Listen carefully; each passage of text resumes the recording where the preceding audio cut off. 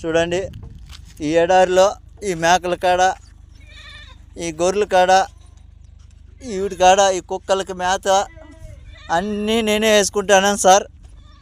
ఒకడు నా భార్య చెప్పిన ఎడారిలో వేసేసినారు.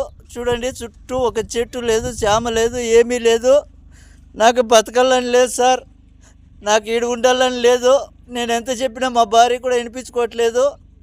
ఎవరు చెప్పినా కూడా నా మాట నమ్మడం లేదు. ఆ పావురాలకి, ఈ కుక్కలకి అన్నిటికీ మేత, మంచి చెడ్డ అన్నీ చూడాలి. ఒక్కొక్క రోజు వాళ్ళు వచ్చినారంటే నైట్ 3 అయినా నిద్ర ఉండదు, 4 అయినా నిద్ర ఉండదు సార్.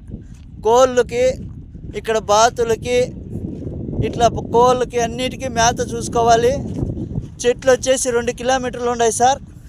ఆవిడికి నీళ్ళు ఎత్తుకుపోయి పోయాలా, క్యాన్లతో నీళ్లు మోసుకొని పోవాలా. ఈ జనరేటర్లు ఒకటంటే ఒకటి పని చేయడం లేదు. వాళ్ళకి చెప్తే వాళ్ళు కనీసం పట్టించుకోవడం లేదు. మొన్న మోటార్ చెడిపోతే మోటార్ కూడా కనీసము రిపేర్ చేయించుకొస్తానని ఎత్తుకుపోయినాడు. ఇంతవరకు తేలేదు సార్. నీళ్ళు క్యాన్లు మోస్తానన్న రోజు ఒక మోటార్ పని చేస్తుంది, చెప్పినా కూడా వాళ్ళు చెవుల్లోకి వేసుకోవడం లేదు. చూడండి, ఈ పావురాలు, ఈ బాతులు, వీడికి అన్నిటికీ నీళ్ళు పొద్దున్నుంచి మోయాలా, అన్నీ చేయాలి సార్. నేను ఒకటే, నా వల్ల కావడం లేదు. ఎండకి సుస్థి అయిపోతుంది. ఇక్కడ పట్టించుకునే వాళ్ళు లేరు. ఇప్పుడు ఆయన వచ్చి 3 రోజులు అవుతుంది సార్. కనీసం నువ్వు తిన్నావా, చచ్చినావా అని ఫోన్ కూడా చేయడం లేదు. ఈడ నాకు ఈ పక్క పాములు, తేళ్ళు ఎక్కువ ఉన్నాయి సార్. నేను చచ్చిపోయినా కూడా అడిగేవాడు లేదు సార్. ఈడ నా పరిస్థితి ఇట్లుండదు. నాకు దయచేసి ఎవరైనా సాయం చేయండి సార్. ఈ ఎడారి నుంచి నన్ను బయట వేసేయండి, ఇంటికి వచ్చేస్తాను. ఈడున్నానంటే చచ్చిపోతాను సార్. ఇంక 2 రోజులు ఉంటే చచ్చిపోతాను. నా వల్ల కావడం లేదు సార్. చూడండి, చుట్టుకారము ఒక చెట్టు లేదు, చేమ లేదు, ఒక మనిషి మాట్లాడేవాడు కూడా లేడు సార్. ఈడ నాకు కనీసం మాట్లాడించేవాళ్ళు లేడు. తిన్నావా, చచ్చినావా, ఏంపా, ఎట్లుండదు అని అడిగేవాడు లేదు సార్. నాకు నా బిడ్డలు గుర్తొస్తున్నారు. నేను బతకలేను సార్. ఈడ దయచేసి ఎవరైనా నన్ను సాయం చేయండి. ఈ కోవిడ్ నుంచి నన్ను బయటపడేయండి సార్.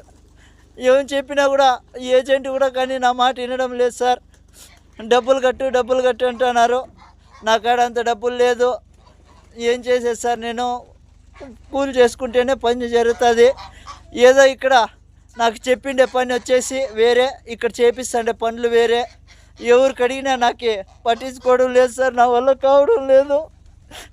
ఎవరైనా దయచేసి నన్నట్టు గడ్డకేయండి సార్. మీ కాళ్ళు పట్టుకుంటాను.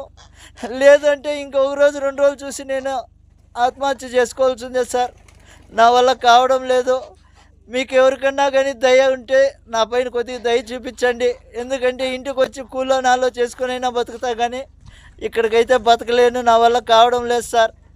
10 నుంచి సాయంత్రం దాకా ఒకటే పని ఉంటుంది. నా వల్ల కావడం లేదు.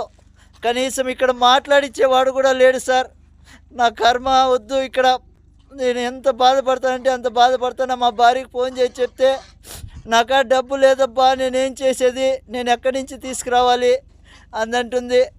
ఇంకా నేను ఇక్కడ బతకలేను సార్. నా వల్ల కావడం లేదు. దయచేసి నాకు మీద ఎవరైనా దయ చూపించండి సార్. చూడండి, ఇక్కడ ఇసుక తుఫాను వస్తుంది సార్. ఆ రోజు వాళ్ళకి చెప్పినా కూడా వాళ్ళు రారు. ఇసుక తుఫాను ఉంటే రారు వాళ్ళు. ఈడ మేత వేయాలా, నీళ్ళు పెట్టాలా. మనిషి చచ్చిపోయినా వాళ్ళకి బాధ లేదు.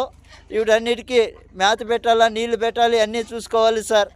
కాబట్టి ఎవరైనా దయచేసి నా బాధ అర్థం చేసుకోండి.